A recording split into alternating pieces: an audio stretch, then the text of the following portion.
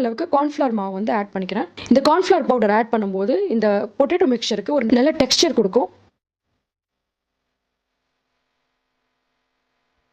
இப்போ நம்ம ஊற வச்சிருந்த எல்லா பன்னீர் பீசஸையுமே ரோஸ்ட் பண்ணி எடுத்துக்கலாம். ஒரு தவா வச்சு 2லேருந்து 3 ஸ்பூன் ஆயில் வந்து நான் ஆட் பண்ணிக்கிறேன். இது தவா ஃபுல்லாக நல்லா அப்ளை ஆகிற மாதிரி சுற்றிக்கோங்க.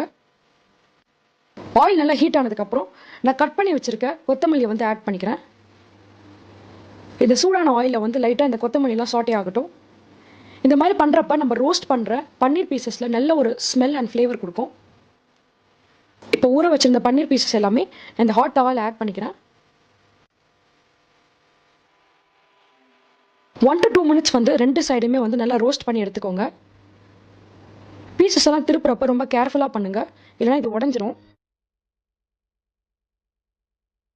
பார்த்தீங்கன்னா